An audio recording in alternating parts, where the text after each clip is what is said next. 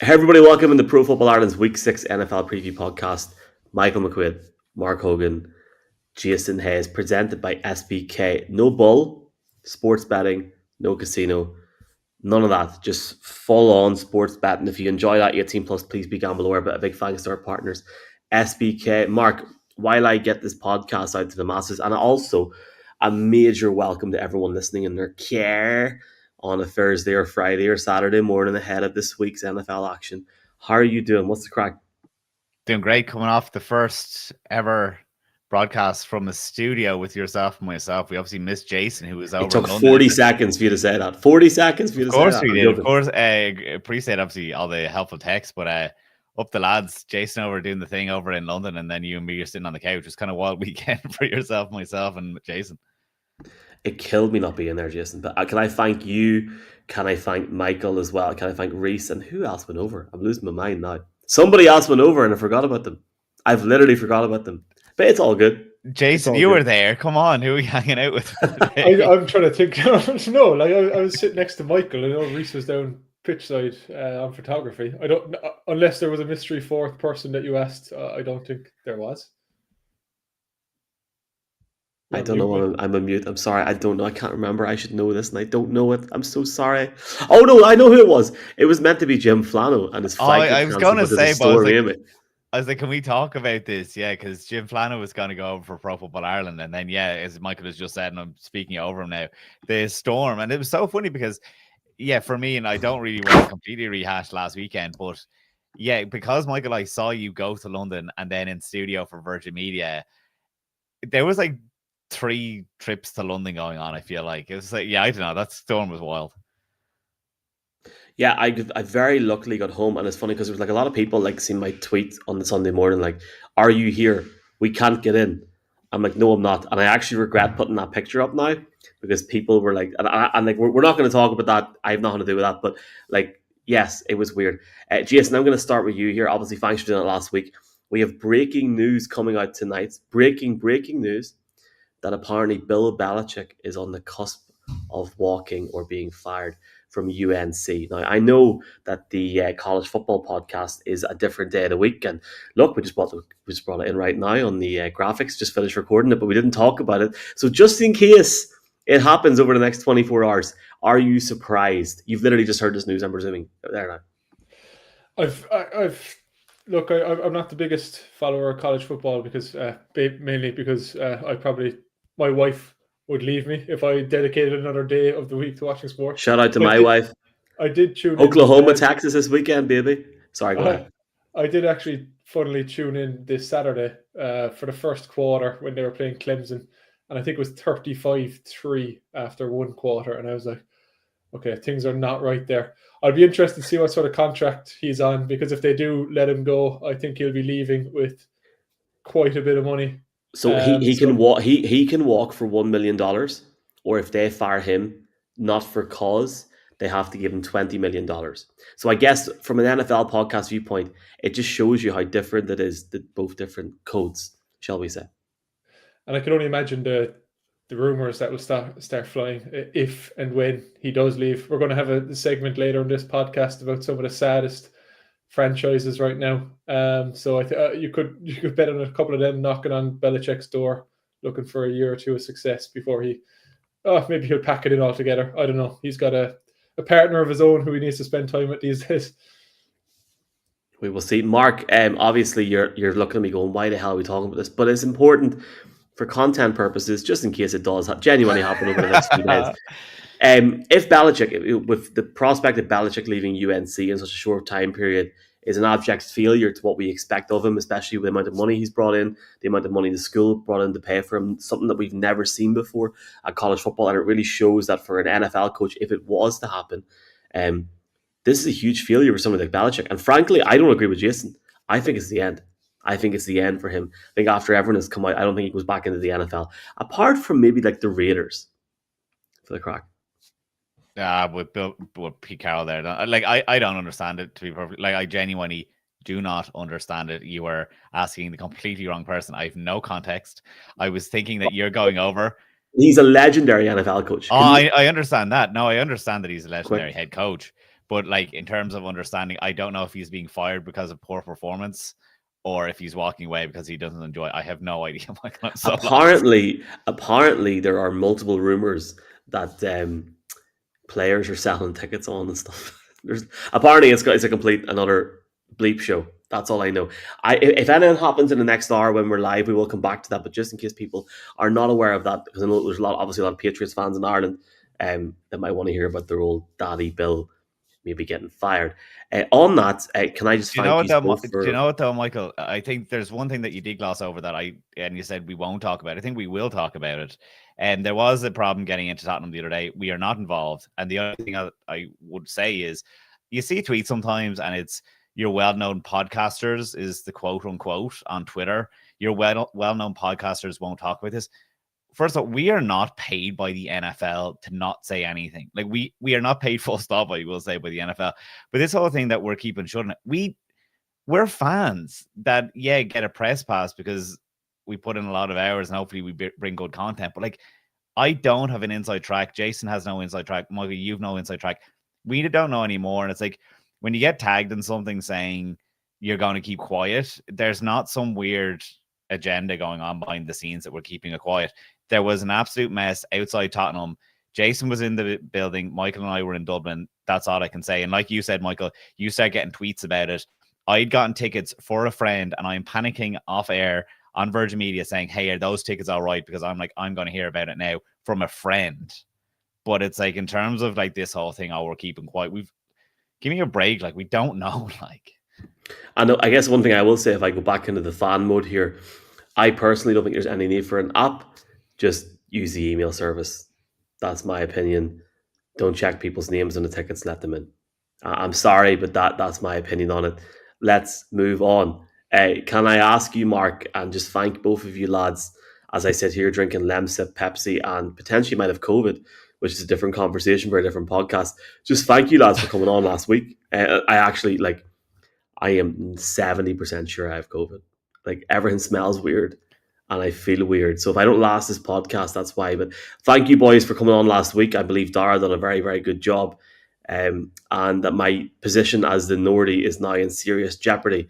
Was I missed last week at all? Am I allowed to talk about Dublin because it was 2 weeks ago, or do we have to move on? I wouldn't go into Dublin just because we actually did a good little segment there on Virgin Media, but of course you were missed. And Dara did do a great job, and we're very inclusive this side of the border to have as many Nordies as we can down here, Michael. So the more the merrier. We're all standing up beside the Bundestag in Belfast, Jason. Yeah, that's all I can say. Oh my God, come on, talk about it, come on. Whose campaign was it? Heather Humphrey put the wrong City Hall. Now, to be fair to Heather is my nearest TD, so I'm going to leave it there and say no more. And I felt for her when I seen the Bundestag. Now, City Hall in Belfast is a customary place. We should do a podcast outside City Halls tonight, lads, but no, just didn't get it. Jason, was I missed last week? No, probably not. No. Of course, you're always missed, Mick. I mean, Dara filled in well, as he always does. You're saying you've been replaced by a different Nordy. At the game in London, I had Michael with me, who's also from Armagh, so it's kind of sadly. I know you've a knack for linking up with Armagh, man. That mustn't be going down too well down the pub in Tyrone. Well, let's move on very quickly. Also, just realised that again, folks. Hopefully, you can hear me okay because I plugged in an Ethernet cable. And I don't think it's on properly. So we're just going to plow through this and make sure it works. Mickey Brady, Dara's exit last week was very smooth. Shout out to Mickey. That's one thing I will say, winning that draft weekend Michael, thing in Dublin. You were missed because exactly as Mickey says there, it was a clunky exit that I had thought I prepared for. But as we got Dara off the stream live, that was clunky. So I acknowledge it, Mickey, and thank you for bringing it up 1 week later. It's not forgotten. Dodgy graphics too, if I remember right. It was unfinished sentences. The professionalism. Oh yeah, off the wall. But there's so much. Like, if you actually log into this streaming platform, there's so much stuff from years ago. It was a wintry walk to school in Park Village, but they're a hardy breed in these parts. Well, the demolishers, we had to go anyway. We hadn't much a choice in them. I can't watch any more of that. Let's just move on. Week 6 of the season. Some big games. We're going to talk about, just to start off with, lads, obviously big game in London, Jets, Broncos.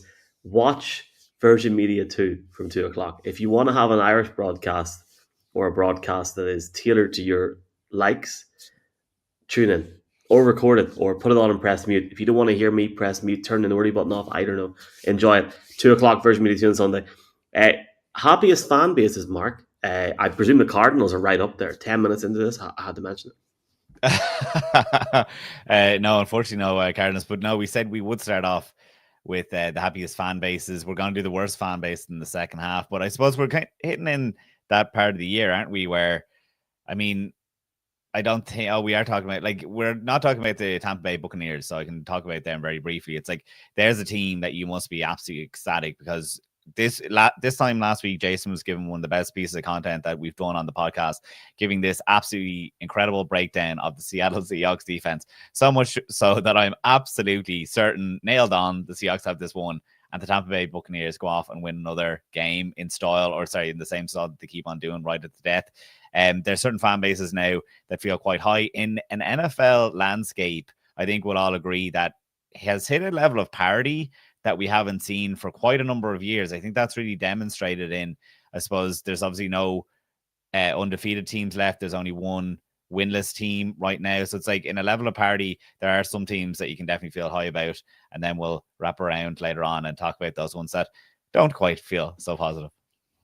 And yeah, the Titans were a winless team, Jason, until last week. Who is your happiest fan base going into this week, do you think? I think it's nice to start on a positive note anyway, but the podcast is going to finish with a topic might be a bit more negative, and I can let my true feelings out at that stage. But I'm going to start talking about the Colts, who I think are the story of the league this year after their 4-1 start.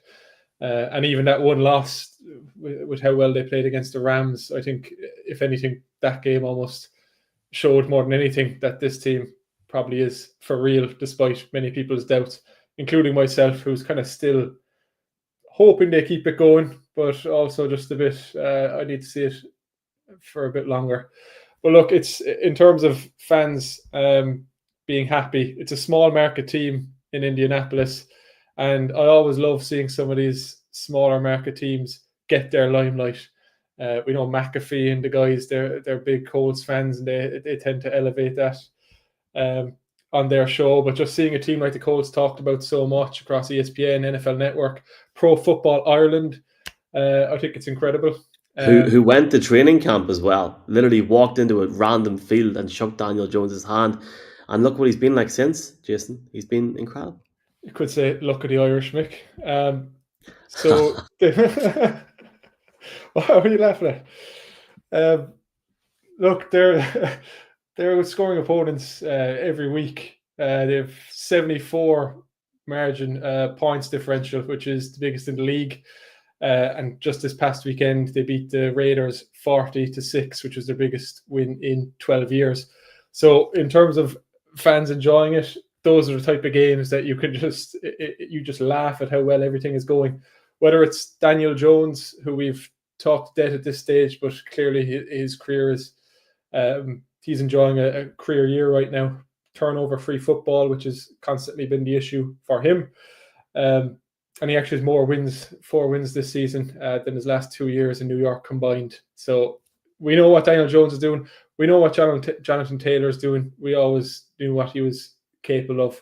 But he's really back to that offensive player of the year type form, 7 touchdowns through 5 games, and really just setting the tone for what is a very balanced attack overall. You've got Tyler Warren, rookie wide receiver, making plays.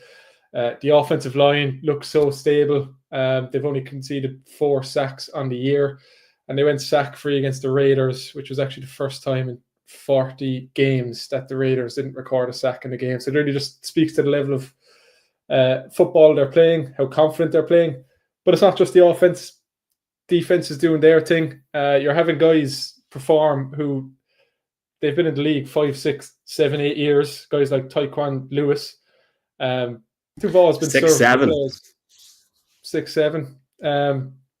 3 sacks. He's already won off a career high through 5 games. Special teams are contributing. You know, they had a kickoff return touchdown that was called back last week. They had a punt block. They're getting a couple of turnovers across the board. It's hard to look at the team, the full roster, and say they have any, superstar players beyond maybe Jonathan Taylor. But across the board, we're just seeing guys make plays, and ultimately, what can be a funner experience for a fan than when you can sit back, watch them on offense, special teams, defense, and you see these wild game-changing plays happening. Long way at last. It's definitely a success story this year for the NFL. I'm just going to jump on a different one if we don't mind. I fully agree with what you're saying there with the Colts. I've talked at length before about how Jeff Reinbold is comparing what's happening with Daniel Jones at the minute to the old days in Indianapolis. And when I first got into the NFL and I got into just generally watching the playoffs and stuff, the Colts were around there. They've always been a big team, and in terms of a small market and what they've done, what they've been able to achieve is one thing. I'm just really excited. I want to thank Mark for putting this topic up this week so I can address some different points this week. Just in regards, there's people commenting live. We see you. We're going to try and get these out during the podcast, so keep them coming. And again, if you're in the car, you're very, very welcome. I got a text last week, 2 weeks ago actually, on the biggest week of my life, on the Thursday, calling me a sellout for having the crack with different NFL teams, even though I'm a Denver Broncos fan. Now, whoever's listening to this, and they're probably wondering why I'm giving them the platform here, I haven't said his name or her name. Maybe wise up. I'm still a Broncos fan, and I tell you what, I'm very happy at the moment. I'll tell you why I'm happy, because I remember sitting in a bed in Barcelona about a month before the UK voted to leave the European Union and watch Paxton Lynch get drafted, and I thought to myself, here we go. This is it, baby. Right on. The Broncos are back, and by Jesus, was I wrong. And then I see Drew Lock come in, and I think, here we go. I see Drew Lock rapping. I think, give him another week. Give the Mizzou kid another week. It's okay. He'll keep going. We'll get there. We'll get there. So we go from Vance Joseph to Vic Fangio to Nathaniel Hackett to Sean Payton. And it's been a long, long time, about 10 years since Super Bowl 50, obviously Super Bowl 60 this year, and obviously the team has completely flipped over. Hell, it's sad to even say it. Like Demaryius Thomas, God rest him, no longer with us. From that, one of my favorite ever NFL players. There's been a lot of change in that time, and to see what has happened, especially over the last few weeks, but especially over the last season, to see Bo Nix come in and really change this team is one element. But a big thing, and probably something that me and Mark will talk at length about on Sunday on Virgin Media 2 at 2 o'clock. I'm trying to get people to watch, Mark. I'm having the crack here. Just watch us for the crack. The Broncos' offensive line for the last 5-6 years, up until recently, of course, not anymore, has been total gash. No, it's not. You bring in guys like, and granted he is out, you bring in guys like Ben Powers, who is actually out this week. He's not going to play. Garrett Bowles has improved way from what he was the first few years of this. But just generally, the hype, the vibes, the feel around this team, what they'd done last week against the Philadelphia Eagles, from being frankly dead and buried at one point, a bit like the Jacksonville Jaguars on Monday night. I think Broncos fans are not just happy, I think they're putting themselves in a Super Bowl window, baby. I think a lot of people are saying it, and the next few weeks are going to be absolutely massive. The AFC West is definitely there for the taking. I love Nick Bonito. He reminds me of a bit of like a hybrid Von Miller situation from what this team had 8 to 10 years ago. I know he's nowhere near the Von's level, but he can still make an impact on the game like Von did. We all know what PS2 can do. This team's in a good position, and excited to talk a bit more about it when we talk about the London game down the stretch as well in this broadcast. Does anybody disagree with me, or is everyone? No, just but like, do you know what? I'm agreeing and also disagreeing at the same time, just because I suppose it kind of shows how like we are so in on wins, because if they lose that game, you're not as positive.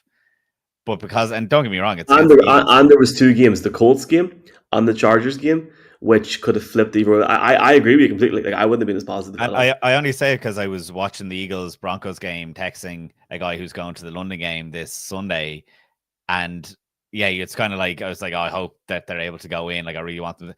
And then for them to turn it around, obviously it was 17-3 at the time. I suppose the score wasn't completely reflective of the game that's in front of us. But yeah, it's like positivity absolutely comes from winning games. I suppose I can turn it forward to, I see there was a comment there, so I might as well throw it up on screen about the team that we'll be talking about next, about the Jaguars, or maybe Michael, you can put it up on the screen. But the Jacksonville Jaguars, how could you not feel good when you're coming off a win against the Chiefs on Monday night? That usually is how the Chiefs go and beat you. There was this incredible throw, if you've missed it, 33 yards to Brian Thomas Jr. that is put into double coverage in a way that very few quarterbacks can do. So way to go, Trevor Lawrence. And then he goes and gets Trevor Lawrence, what you want to call it? Is it being called the double stumble? I mean, it was absolutely outrageous to be able to. No, that was incredible. Incredible. We have to talk about Chris Jones. We have to talk about Chris. Chris Jones is just like. But now Chris Jones, he thinks that the play is over because he thinks he's been touched down by the defense. So I kind of understand it from his point of view. But I was actually going to use the point, and maybe you can say, oh, well, Chris Jones wasn't coming at him. But like the amount of time that the O-line gives Trevor Lawrence to stumble twice and make the run in, like there are still guys bringing pressure there. It's not just Chris Jones. Obviously, he does bail on the play and just doesn't play it or whatever. But no, I think you have to be positive. And when you talk about, normally that's how the Chiefs go and beat you. We'll be talking about the Chiefs offense a little bit later on, but I do want to give the Jags credit for beating them because I think the Chiefs are a pretty good offense again. I know we had the struggles or whatever. We were worried about them for a couple of weeks, but the team is ranked the number 4 defense per PFF. So when you talk about, there was that play obviously for Trevor Lawrence, but there was the other play as well, the pick 6 for Devin Lloyd up the other end when he goes 99 yards. The way that coverage, and they're the number 1 ranked coverage team by PFF, the way that coverage mask, you don't know which of the 6 guys are actually going to come to drop back, including Devin Lloyd. I was like, it was kind of Brian Flores that like you just don't know where the pressure is coming from. So I think it was really impressive. And I suppose when you look at offense just really quickly, Trevor Lawrence, I haven't watched enough of these Jags, so I'm not going to just say, okay, he's back, whatever. They are 4-1 now, so we're going to have to pay a bit more attention to them. They have beaten the Chiefs and 49ers in back-to-back week. The Chiefs, obviously, another 4-1 team. But when you look at that connection with Brian Thomas Jr., when you see what they're getting, Travis Etienne is probably just coming off his best game. But Travis Hunter, I think it's a point that we need to talk about in terms of, Jason, as Cardinals fans, we know what happened when the Houston Texans traded to get Will Anderson off them in the 2023 draft. People thought, okay, that's crazy because the Texans aren't there. That was the same draft that got CJ Stroud. When you're behind the scenes, sometimes you know when you can push your chips in. The Cleveland Browns, when they made that trade so that the Jags could get Travis Hunter, we're probably thinking they're getting at least a top 10 pick. Right now, that pick is obviously in the mid-20s. The Jags absolutely look like a playoff contender, so it's not going to be the riches that they expected it to be. Sometimes because of our recency bias, we just think a team isn't going to perform. We presume the Texans are going to win out and win that division. This team is obviously a lot closer, and that's why they made that move. And it's like sometimes moves like that are telling, and we should have paid attention. Travis Hunter isn't the best route runner so far right now, but when he was given that ball, that jump ball that he got the other day, I don't know the yardage, but everyone knows the one that I'm talking about, that he kind of comes back to the ball. He's obviously a freak athlete, and that's what they're saying. They're like, we have this defense. We've been investing in it. We're probably a playmaker away, and Trevor stepping up. I think it was just really positive what you saw out of the Jacksonville Jaguars the other day. And yeah, I don't think they're going away. And actually, it makes for an extremely exciting Rams-Jags game next weekend in London. And credit to Liam Cohen as well. Duval.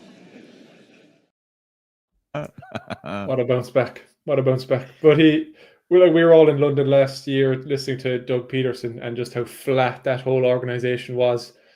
I don't know if you've seen it, but there's a video circulating of the post-game locker room after the last win against the Chiefs. And that team is hyped up, and they're clearly playing out of their skin for Liam Cohen. So, yeah, look, Mark mentioned some additions, but similarly, players last year who simply weren't putting in the effort and weren't performing seem to have turned things around. So that starts with coaching. I definitely had a perception of Liam Cohen from that video, and then I had the chance to maybe sit or stand a meter away from him whenever he was speaking to Neil, and just from listening to what he had to say. I think it's going to be on TV next week before the game in London. really nice guy, but not just that, like a guy that's really, really locked in, really, really motivated. We know that Shad Khan wants us to continue forever. I presume everyone's seen that, yeah, the video. Mark, you've seen it, haven't you? I love how Mark has literally, his internet's gone. It's gone. It's completely gone. I'm really enjoying this, but you've seen it, Jason, yeah, the meme? I haven't actually, Mick, to be honest. Oh, Mark's back. Happy days. Well, Mark, have you seen the meme of Shad Khan? No, I'm just relieved that I got back on the broadcast. Did I freeze there? What happened? You froze. How have you not seen this meme of Shad Khan, by the way? Seriously. Did you throw it up on screen? Because I missed it. Maybe I have seen it. I'm going to try to find it, but it's going to maybe take me a wee second. I guess, but before we do that, like, can we just say one thing just while I try and find this genuinely? Do we think the Jags... Oh, of course I've seen the genuinely make Oh, have you? Yeah, of course. Are you just saying that? No, okay, I haven't. I just put it in there. Oh, okay. Happy days. Right, what's next? London game, yeah? Are we doing the London game or not, Jason? Maybe you have your notes in front of you there and we can talk. Oh, no, I have it there again. Yeah, let's roll into the London game because I think it's relevant. Michael, you've just talked about the Denver Broncos being one of the teams that you're high on. It's exciting because we get to see at least one team that people are high on in the Denver Broncos. They play the New York Jets. Again, 2:00 coverage starts on Virgin Media for those of you in the Republic. Save your tickets. And if you have a Freeview in the North and you can pick it up, maybe watch it as well. Thanks, Mark, for that. Love you, appreciate you for that. I'm taking the mic. This is the video we're talking about. Okay. This is what we envisioned in January, okay? Yes, sir. It's happening here in September. Gonna go on forever! He sounds like the Ultimate Warrior. Forever! Oh God! Right, they're in London next week. Broncos Jets 2:00. Virgin Media 2 kickoff 2:30 on Sunday. Giggs is doing the halftime. There is a YouTube flag football game on Saturday night with Kay Adams, Fitzy, Phoebe. I'm sorry, I'm going over to London on Friday morning, and if I don't get the opportunity to have a pint with Ryan Fitzpatrick, there is going to be serious repercussions, and I'm going to blame Neil Reynolds for that. So we're going to come back to that in a bit. Jason, do you want to kick us off here? Are you looking at the Broncos, the Jets? For people wondering, I haven't even told Mark this shit. Interview with Andre Sisco coming on Friday. Didn't get one with the Broncos. So to my team that I love, thanks so much. Who have you got, Jason, for this game? I think you set the scene nicely talking about the Broncos a moment ago, Mick. I think this Denver, the story of the Broncos for me is the defense. Because naturally there's more talk, as with every team, about what's happening on the offensive side of the ball. I do think Bo Nix has had his ups and downs through 5 weeks and that offense as a whole, but the one thing that's been largely consistent and what Denver can hang their hat on is the performance of the defense, which is good to see because we saw the type of unit it was last year and they've carried that into this year so far, allowing just 16.8 points per game. And I think last week was just a clear example of what that consistent defense showing up can do, because while the offense struggled in the first half, the defense did enough to keep them in the game. And ultimately, when it mattered most, they shut the Eagles down. The Eagles came out of the half with that quick touchdown and punted on the next 5 possessions straight, including three and outs before the final drive of the game. So to stay there in those big moments, and it must give Bo Nix and Sean Payton so much confidence on the other side of the ball to know that they're never really going to be out of these games, even if it takes them 30 minutes to get things going on offense. When they can look across to the other side and see guys like Nick Benito, who you mentioned, Mick, doing what they're doing, and by God, he's doing it this year again after his breakout year last year. He's 7 sacks through 5 weeks, 4.5 sacks ahead of the next Denver Bronco. He also has 7 tackles for loss, which is 4 clear again of the next Denver Bronco. We saw last year there was pressure coming from everywhere along that Broncos defensive line. It has tended to be more Nick Benito so far through 5 weeks, but there's no doubt that his success is clearly going to open up space for other guys like Zach Allen and the likes to do what they're doing as well. If there's one area where I think the Broncos might be looking to improve, it's taking the ball away. They have 4 takeaways through 5 weeks. I think it's bottom 5 in the league. Clearly they have a strong unit and they're forcing punts on any given down. But if they really want to kind of do what they were doing last year, I suppose, and take that next step up, they need some of those game-changing takeaways. Just 1 interception so far. I know a guy like Patrick Surtain will be annoyed by that.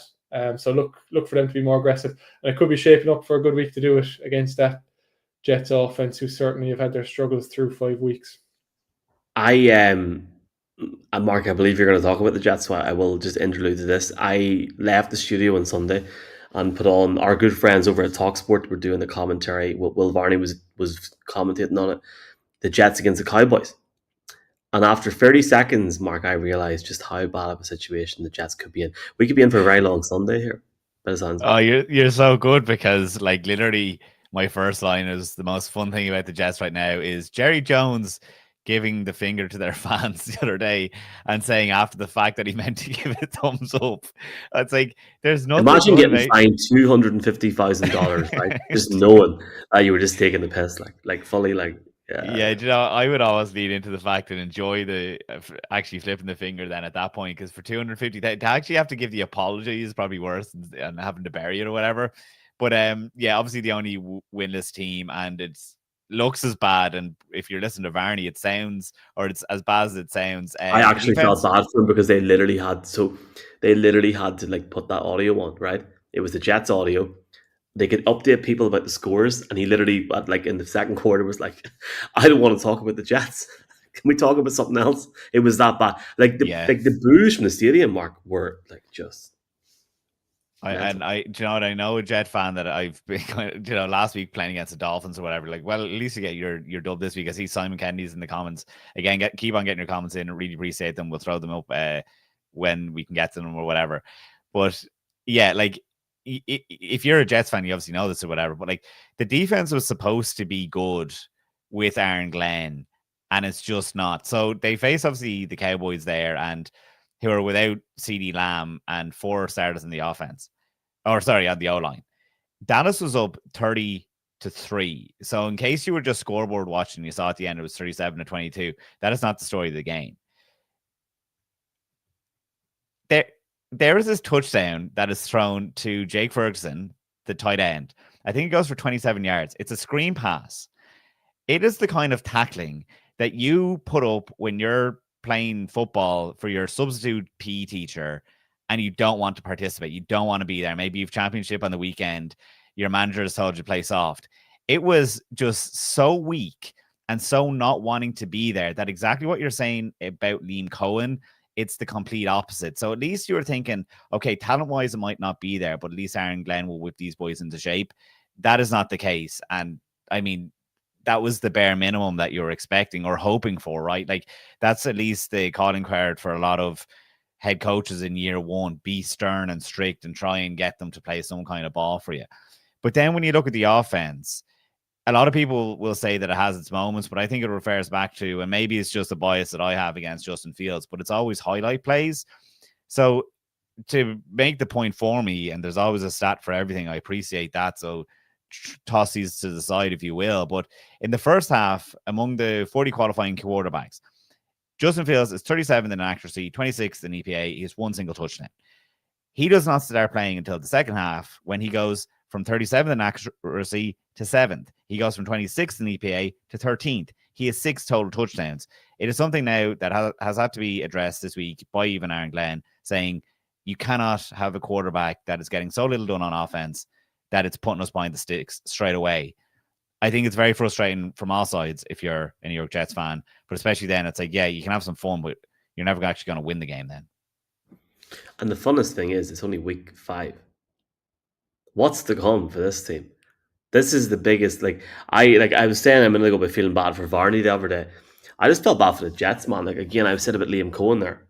Whenever I went and visited them and had the crack with him, like there was so much optimism. Fields, I've never seen Justin Fields as renewed, almost is the way to say it. And he's been absolute. I've said gash twice in 34 minutes now. He's been gash. He's been crap. And there's many things. I know Mark's touching a number of things there to talk through. I think it's going to be very, very interesting to see exactly where this team is. Do you know what you say? This game could be over first quarter. Do you know what you say about things to come, Michael? It's like, I think the narrative now turns to Breece Hall, who's obviously in the final year of his rookie contract. If you're in this situation as a New York Jets franchise, and it's exactly what the Giants had to do with letting Saquon Barkley go, is he a trade candidate now before the deadline if this team is completely home and hosed? Instead of just forcing yourself to franchise tag him to keep the fan base happy, at least, especially in an injury-plagued year that it seems to be for running back, some team might want to take him. Shout out to the franchise tag. I heard them mentioned there. Tony there was saying, lads, that shouldn't be a shock. I could have told the Jets about Fields a long time ago. Yeah. You know, for all the Steelers fans and stuff that wanted to keep him, it's like that, I think Tony's a Bears fan. I'm nearly certain. Yeah, he is. But it went from the Bears, you know, half the fan base. We've talked about this maybe 2 weeks ago, that some of them did not want to go with Caleb Williams. They wanted to go to Justin Fields because, you know, it's not your it's not your casual fans that are able to tell you about Justin Fields. It's obviously the hardcore ones, but the casual ones just see what they see on Instagram. And I think the same thing was happening in Pittsburgh last year, that, you know, he has those highlight plays that get onto Red Zone and get onto Instagram, but down to down, and even I'm saying there between the two halves, he's not that a quarterback. He's not your starter. For anyone who's seen him in college, it's heartbreaking. Let's flip over to the Broncos offense. Spoke a bit about the Broncos going into this, conscious that we need to get through this first half of this podcast very quickly. But obviously, the Broncos superb in Week 5 against the Philadelphia Eagles, and for as good as they have been all season, it has taken them a few weeks to actually get going. I think first couple of weeks offense very, very poor. Bo Nix nowhere near where his numbers were last year. We know how impressive he was last year for a rookie quarterback coming into the league, but it's no secret when it comes to a team, lads, that are coached by Sean Payton. October, November football is where you see, not just for any team, but like where you see where your team is at. And Sean Payton is obviously notorious for seeing where his team is at come October, November time. Broncos down by 14 points entering the fourth quarter last week, and by God, did they manage to absolutely upset the odds. 18 points on the board from the offense. Easily the biggest wins in the Super Bowl 50 era for the Denver Broncos. But for me, it's more about the identity and what they're building in this offense. I know it's Week 4, Week 5 of the season, Week 6 coming into now, but you could see exactly by the numbers, by the way the team was playing last week. It's a very, very exciting time for this offense. J.K. Dobbins, Courtland Sutton had nearly 30 touches in the win last week. They're so reliable and guys that really, really could elevate themselves to the next level just this season, really. J.K. and Sutton had combined 29 touches, 183 yards for one touchdown. Dobbins, 84 of those yards in a touchdown. But even when you see Troy Franklin, Evan Engram, 33 yards, but a key touchdown in this game. The biggest thing for me about Bo Nix is he tries to elevate himself and expand what he can do year on year, lads. Not just about running, not just about movement in the pocket. He's finding different guys across that offense. He's finding different guys that where he's in trouble, he can toss the ball over to. He's not afraid to run the ball. I do think the running game could be a little bit improved, but this team is in a good position this week as they go in to face a team that they really, frankly, lads, they couldn't ask to face a better team in London than the Jets in terms of getting points on the board. This should be a game the Broncos win easily. And I worry for Mark Hogan in the middle of the third quarter when I look at him on the TV and say, what under a God are we going to talk about? Because by that point, the Broncos could be up 24-7, 31-7, and the backups could be entering. They could be entering. We're going to roll on. Well, do you know what the other thing is, Michael, because, behind the scenes, if people are interested, you do kind of like tee up, okay, what are we going to have to, or what have we to talk about? The Jets don't have a takeaway so far this year, so it's not even like there's highlight plays, you know what I'm saying? So it's like, they're not there. And Mickey, I think Mickey's not the only person, different Mickey to the other Mickey. A lot of people have commented on here saying about the Eagles having the day off, but also awful officiating. I think sometimes you need a bit of look at the green. I mean, Mickey, look at the tush push. The amount of issues with that play. Like, I get you. And I think you'll win on Thursday night. And I've already timestamped this podcast as we reach the end of part 1. We'll be back for part 2, looking ahead to the Chiefs Lions and talking about sad stuff at the very, very end. I'm not going to do that this week. We're going to move on 5, 4, 3. Welcome into the second part of Pro Football Ireland's Week 6 NFL podcast, presented by SBK. No bull, just sports betting. Massive Massive thanks to SBK for partnering with Pro Football Ireland this year. If you enjoy the podcast, if you enjoy our output, if you enjoy our offering, SBK are a big reason behind it this year, getting us through this year. We really, really appreciate them. Do us a favor, check out the link in the bio. We really do appreciate it. And if you put any tipples on this weekend, don't just 18 plus be gamble aware, gamble responsibly. Please share us. I'd love to see what you're confident on this weekend. I'll tell you one game I'm not confident on, Mark, is the Chiefs against the Lions. Can we start talking about the Chiefs and the fact that if the playoffs started today, they wouldn't be in the playoffs? Or what's your thoughts on this game? Or we let Jason go first? Who wants to go first? No, Jason, go first if you want, because I have the Lions defense. So, I mean, it's not as exciting to start there. But in terms of, I think it's a really exciting game. I think that this is, still playoff worthy, and the playoffs don't start in week 5. So let's disregard that stat right off the top. It's also my Cardinals wouldn't be in the playoffs if that was the case, and let's not hope for that, Jason. I mean, the fact that we've the Ravens sitting at 1-4 and Chiefs 2-3, with very possible with the matchup they have ahead that they could be 2-4. Who would have thought that? Chiefs and Ravens struggling towards the bottom of the AFC. But yeah, look, it's a very tough challenge for them, and they'll be feeling quite low after the way that Jaguars game ended.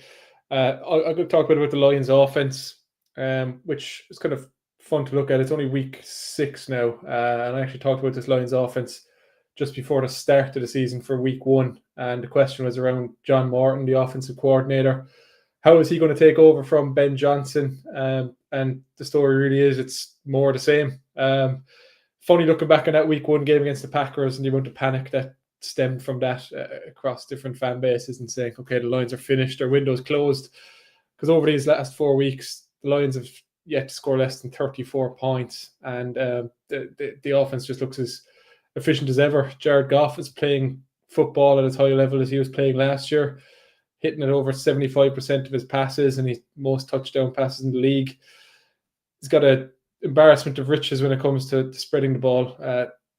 St. Brown, we know what he can do, one of the best to do it. Sam Laporta is bouncing back. He had over 90 yards last week in the air. And then, of course, you've got the 2 running backs, Montgomery, Gibbs, who are equally, Gibbs at least, a threat out of the backfield in terms of catching the ball. You've even got rookies coming through now. The wide receiver, T. Slaw, is that how you pronounce it? T. Slaw. But he's popping up. He's made a few big plays through 5 weeks, touchdown last week. They can just go so many different directions with the ball, which means it's so hard to stop. It's so hard to game plan against. If you try and coach or scheme one guy out of the game, they can just look a different direction. What's the one thing that this Lions offense needs to keep doing? And that's running the ball well.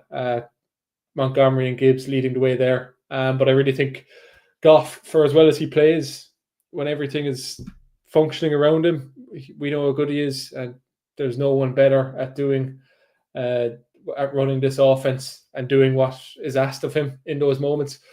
But it really is just staying on schedule, never facing these third longs. It's just consistent 4 or 5 yards every time they're snapping the ball back, which means it's just so hard to stop because they're not going to make mistakes. You really have to force the mistakes out of them. Chiefs defense, tough matchup this week. I mean, that Chiefs defense is still no slouch.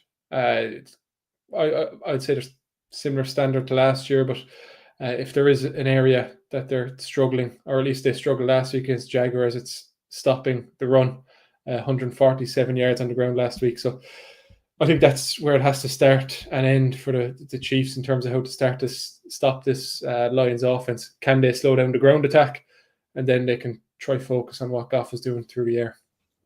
I think one of the not interesting things, but if you think back to late Monday night our time when we were going in and we knew that the Chiefs were not obviously struggling this season, but they just weren't at the level at which they were coming in 2-2 in the season, asking questions. For any other year, you would think to yourself, Patty Mahomes will go in and win this game, no problem whatsoever. It's one of those sort of concepts for me where I was watching McAfee and AJ Hawk immediately said, I'm going with the Jaguars, I'm going with Trevor Lawrence. And we've talked in the other part of this podcast about Liam Cohen and the agility and the feel that this team have.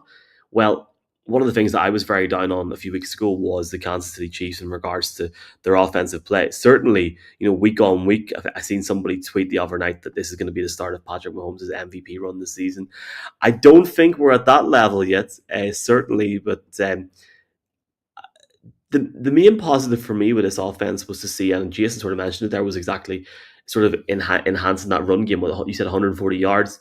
Kareem Hunt, 7 carries, 49 yards on the day, but 2 touchdowns on an average of 7 yards per carry. And probably the funniest thing for me, lads, and I'm sure you two will get a kick out of this, if I had to put him in my fantasy team because he was a free agent in our league, I would have won a game last week. But instead, I went with a backup running back for the Jacksonville Jaguars and tried to be some sort of hoopla absolute prick. That being said, when they're getting the ball out to Travis Kelce and he's still getting 60-odd yards, it makes sense. But I feel like offensively more can happen.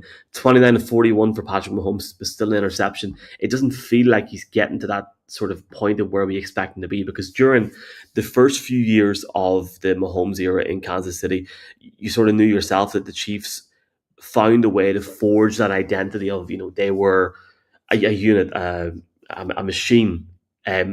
We knew they didn't just light up a scoreboard, fire points in the board. They struck the fear of God into not just fans, but defenses on the field. And, they were breaking records on a weekly basis. Where is that now? Because if you look at where this team has went from sending Tyreek Hill, shout out to Tyreek, by the way, I hope you're doing all right. This offense has not been to that level since. Yes, every January and February, they found a way to turn it on to a certain point, but it's always been on Mahomes. But it feels like there's a level missing. Now, that being said, over the last 2 weeks, the Chiefs have averaged 32.5 points per game. That is absolutely unreal. The question is, how do they bounce back from losing games? And it's not just, the defense obviously fall for that final play on Monday night, but it's trying to find a way to be more generous on the offense and getting the ball down the field quicker to ensure that if you're 14 points up on a game, that you don't just let another team into it. And that is not just on the defense, it's also on the offense, ensuring that if you are 14 up somehow against Detroit on the weekend, that you find a way to get that field goal or get that extra 3 to 7 points, and you don't give them that opportunity, because that game in my eyes was dead and buried whenever the Jaguars were 14 down the other night. And it's not just on the defense that made issues, it's on this offense to make more plays as well. I hope I made sense with that. Penalties, turnovers, poor situational play needs to be improved. Not good enough for me offensively. When you have those 14-point leads, to be able to put games away, you need to be able to run the ball consistently and take advantage of those leads and bleed the clock. But we're still in a situation through 5 weeks where Patrick Mahomes leads the team in rushing. Not ideal. They just need more consistency. As you say, Hunt seemed to have a decent week last week, so hopefully they've turned the corner there. But very uninspiring run game, I'd say. Yeah, but I like where the Chiefs are right now, because you see that stat this week that they were 12-0 in one-score games last year, but they're 0-3 now. And it's that's a Patrick Mahomes mistake, and Travis Kelce drop ball, and like you said, Michael, Chris Jones not knowing that the play was dead, or sorry, was still alive there the other day. It's those aren't ways that you can count yourself on beating the Chiefs. So it's they're fluky plays or whatever that, they could have also gotten 3 wins against. But when you look and turn it over to the Detroit Lions, Jason, obviously you said that they haven't missed a beat on offense, that they've changed their offense coordinator around. I think Kelvin Shepherd, the defensive coordinator, replacing Aaron Glenn, has really solidified them they haven't skipped a beat with them either. Second rated defense on PFF, including for the pass rush and second in sacks. And I bring that up because it is giving us a glimpse of what we felt robbed of last year when there were so many injuries, and we're like, oh, imagine. Well, we don't have to imagine right now. Well, maybe we actually do, though, because they're coming off a game against the Bengals that they played the correct defense and they had the plays absolutely protected against. It's just that Browning then was absolutely shite in his own way. So it's there was an interception. Sorry, for people in the for people in the north, shite is actually seen as a bad word, so you're gonna have to apologize. So I'm going to keep on rolling through because if you're offended by that, I'm sorry. I'm only messing. But when to get it back on track, I apologize. Oh yeah, so when he throws the interception, it could have gone to one of three guys. So I suppose I want to make the point that this might be their first real test, because before the Bengals, they played a Browns team that only scored 10 points. The week before that, they did play the Baltimore Ravens, but the Baltimore Ravens went away with a stat of 7 sacks on Lamar Jackson. We talked about it in the build up to the Dublin game, that I called them coverage sacks. Like, the Detroit Lions were absolutely phenomenal in just being on their man and just hammering them home. So this is then, I suppose, a test then in another way, because we have seen some injuries. They're without their 2 starting cornerbacks in DJ Reed and Terrion Arnold. So how do they adjust when, the Patrick Mahomes passing game is starting to click an awful lot more, and you're going to have to do it in different ways. So I hope that's not going to be the story of them again, that the injuries is what's costing them. But right now, playing lights out.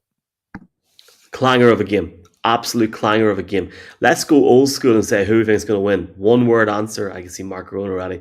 I'm going to say the Chiefs. Mark, who have you got? No, I think it's extremely difficult. I think one word answer. One word answer. No, I'm not giving a one word answer. I've already given my word. I don't know. I think for we saw a comment there being like, who's in desperation mode? I don't know if it's desperation mode, but I think it's extremely hard to call. And I think I'm going to go Chiefs. James. Oh, that makes me sad.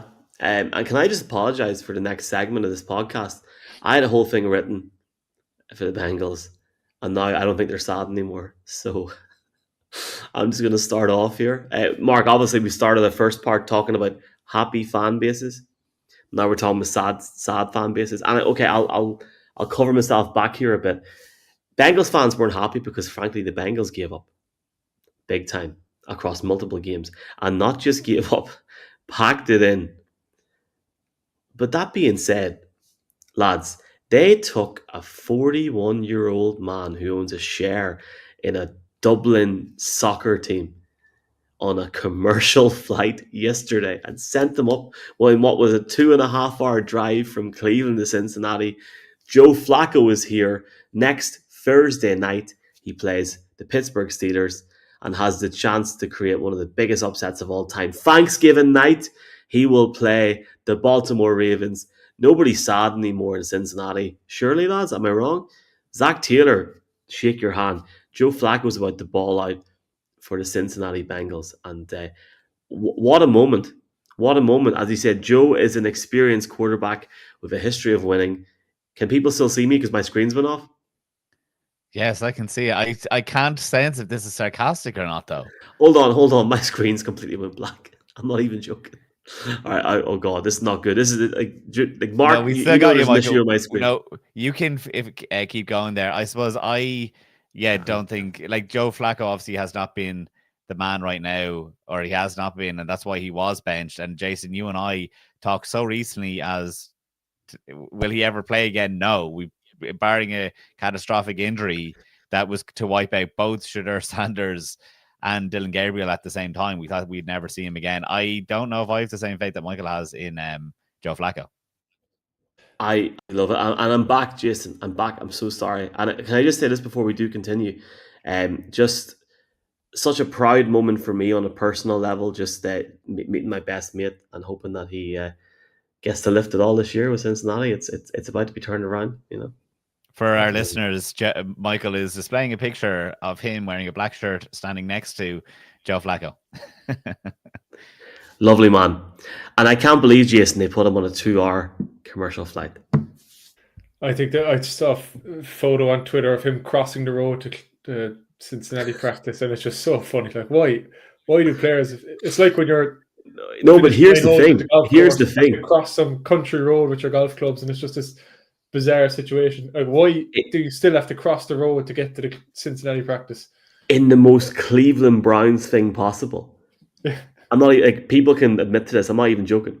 The Cleveland Browns, you have to park and cross the road to get into the Browns training facility. So the players have to do it as well. I'm not even joking. So it must just be an Ohio thing. He'll be well used to it. So I completely agree with everything Mark is saying as well. I mean, I think you said 41-year-old Joe. I think every time we mention Joe Flacco, we tack a year onto his age. So 42-year-old Joe Flacco, he's a statue in the pocket in Cleveland.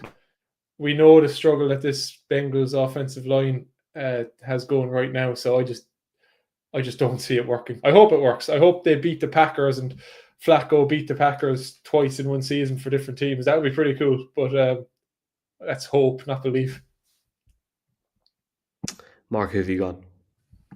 I looked at the Baltimore Ravens, and like I said earlier on, there is a huge party in the NFL right now, highlighted by, I suppose, the teams that are currently in the playoff seeding or whatever. But it was the first week since 2017 that the Bills, Ravens, and Chiefs all lost.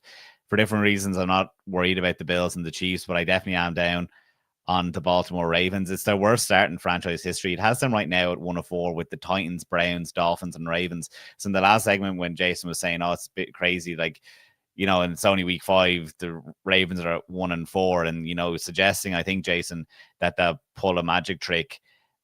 I mean, maybe they do, but I suppose I just don't see it right now. Like, when Lamar would have been out in 21 or 23, I think it was, the defense might have been able to bail them out, and that's not the case right now. They have a ton of injuries, which is absolutely fair to bring up if you're a Ravens fan, but that's football. Like we talked about in the broadcast for the Minnesota Vikings the other day, injuries happen. It absolutely sucks. It sucks even more when it's your team. But yeah, it's just what happens. But the defense then, as a result, it's giving up the second most yards after Dallas. Like we know how poor that Cowboys side is, and they have absolutely nothing in terms of a pass rush. Again, absolutely picked apart there. So against the Texans on Sunday. And that's where, you know, it's like, at least if you're without Lamar, you can rely on that defense. Before you can't. So when you have to go up against the LA Rams this weekend, that game should be a preview game for us. The LA Rams versus the Baltimore Ravens, in a world not too distant, that could be a Super Bowl this year. We're not even looking at it. We haven't even mentioned it until right now. Derrick Henry, Father Time, is clearly caught up. The worst starting running back on Pro Football Focus. Fumbling has been an issue to start the year. He's the most with 3. And in terms of forcing missed tackles, your average running back forces about 3 per game. Derrick Henry has 4 on the year. So you're no longer having to defend against him. I don't really know where the Ravens should go, but this week I would probably look at starting Tyler Huntley, because, you know, and you saw with Cooper Rush the other day, he comes in as just a passing quarterback. I think if you built this offense around Lamar's feet, and we have talked about on the podcast this year about, like, he maybe is playing too much hero ball. Like I said about when they played the Detroit Lions, it was the first time that I said, okay, it's this whole, imagine Lamar with a receiver thing all over again. There's plenty of issues. They're definitely steeped in the defense having so many injuries, but I think Derrick Henry not performing, you don't have to defend against the run, and then Lamar just doesn't have it in the passing game right now. I don't think it's on Jim Harbaugh. I said plenty of things saying to fire him. I just think that all these things have culminated in bad luck and a poor year for the Ravens. Yeah, if John Harbaugh gets fired, I mean, there's plenty of teams that will be jumping at him. I am surprised just how bleak it does look right now for the Ravens. I think the defense has been the biggest surprise for me. You mentioned there's a few injuries, but there's a lot. They've like 3 of their starters. Yeah, but even so, to just be performing as badly as they are right now, yeah, it's a surprise. Shall I have my moment? I hope you're not going to. Just by the way, I am hanging on for dear strings here with the screen. So if I go off, everyone have a great week 6. It should be fine. But I'm sure you're not going to talk about the Cardinals, because they don't even deserve to be talked about after last week. What in a segment about how the saddest fan bases are, we as a Cardinals fan base aren't even allowed to acknowledge their existence. Seriously? I mean, let's see. Who's one of the hottest teams? Put Oregon instead in the NFL at this point, because that was an absolute shit show last week, Jason. What the hell was that? I actually felt sorry if he was watching it. I think the segment is, our saddest fan base is not the worst. Do I think Arizona is one of the 3 worst teams in the league? Absolutely not. They've lost the last 3 games in the last kick of the game. So I think that shows that, no, they're not, in terms of the bottom of the barrel performance-wise. What about the fine? What about the fine? We have to talk about the fine. Come on. Yeah, finding look, it. that was a strange one. If we go off on a tangent, but you see Gannon look so composed on the sidelines in every game. You know, just almost annoyingly expressionless through good times and bad times. So to see that, and to be fair, he's come out and said he regrets it and he's apologized. But it really was just a moment where I think it was weeks of frustration just came out of him in that moment. It was a strange time to do it as well because, yeah, it was a boneheaded play, but the team was still up 17 points, I think, at the time, or maybe 15 points, something like that. So certainly would have created a bit of panic on the sideline to see a reaction like that when the game was still theoretically well under control. But that was just one moment of many embarrassing moments, and it's not just the fact that they're losing these games. I've never seen a loss like it, Mick.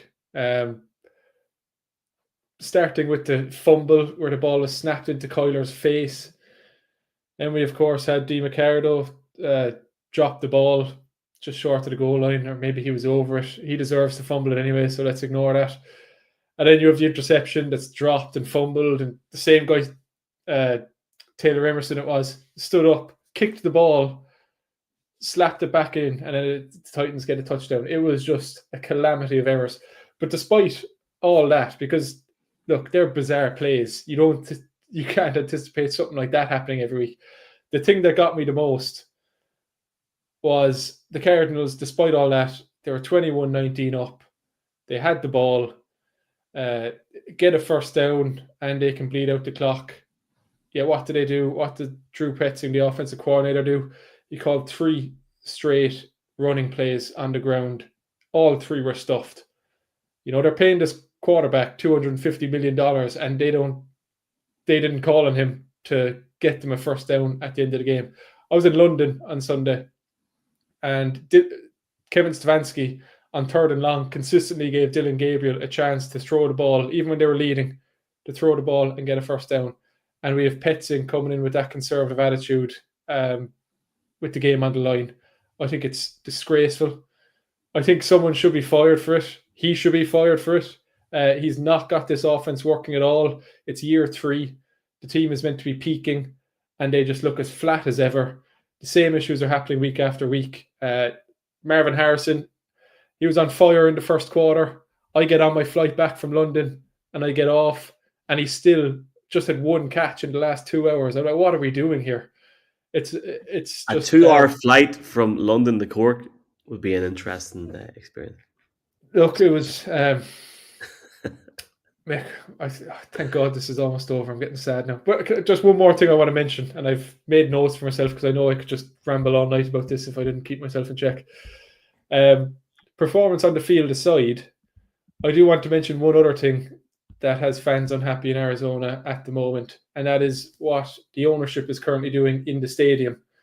Because if you watch the game, you'll have noticed that it was half empty, and part of those empty seats, performance on the field, part of it is the fact that they're restructuring so much inside that stadium into premium seating, or casitas in the end zone, as they called, which is essentially taking away seats from long-time season ticket holders and creating spaces for very wealthy businessmen to come in and drink a few cocktails in a mini house on the side of the pitch instead of actually sitting in the stands and cheering on their team. I've retweeted it about 20 minutes ago, but there's an open letter from some Cardinals fans to the ownership right now, which is gaining a bit of traction online, which is kind of speaking to the fact that ownership seems so disconnected with that loyal fan base right now, and they have no right to be. So just on the field, off the field, Arizona Cardinals are a joke. The Mumbles of Wimbledon coming our way. Right.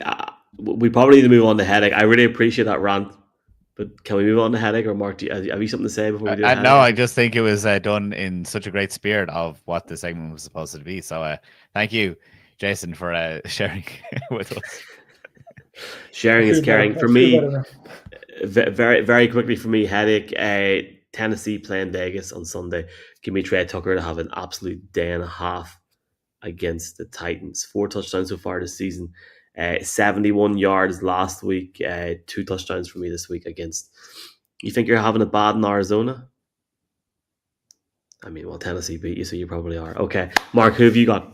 I actually have the Cleveland Browns. Anyone that listened to the broadcast the other day knows how high we are on the defense. Obviously, Judkins. Hey, it's my spot. Okay, let me get to him. All right, don't bring my moment. Obviously, the defense is a bunch of game wreckers, and the Vikings absolutely played them the right way. Really impressive performance from Kevin O'Connell and how he called it and everything. Dylan Gabriel looked amazing, had a lot of flashes.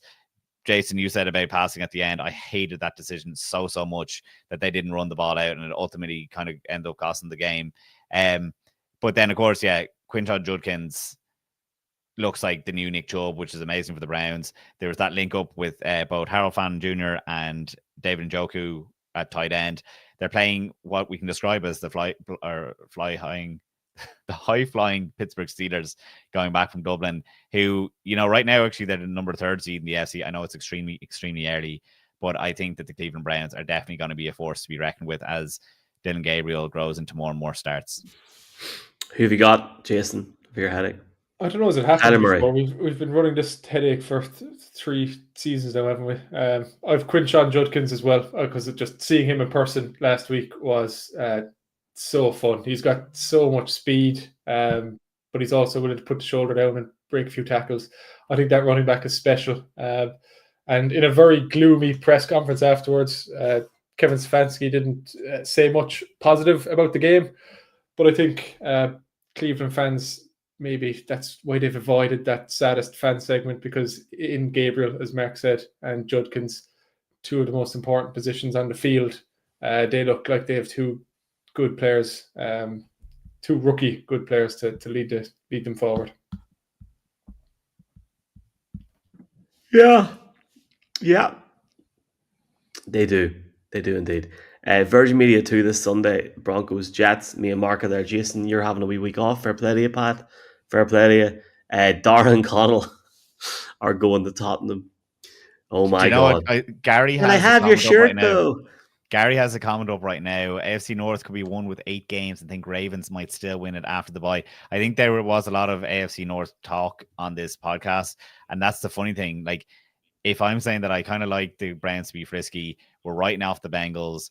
It's only 1-4 at the Ravens right now, and then the Pittsburgh Steelers are 3-1. I don't know if we were to rank them as we finish up the podcast, how would you rank them right now, Michael or Jason? Either you can take it. Probably the Browns 4th, the Ravens 3rd, the Steelers 2nd, and Joe Flacco top, baby.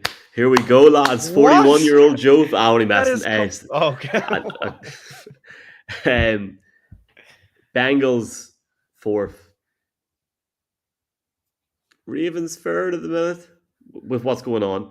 Browns 2nd, man. Steelers. Yeah, I think I go with that. I think I go with that too. And it's like, but I don't think I'm fully bought in on the Steelers. Obviously, they had a big win against the Vikings. What about you, Jason, real quick?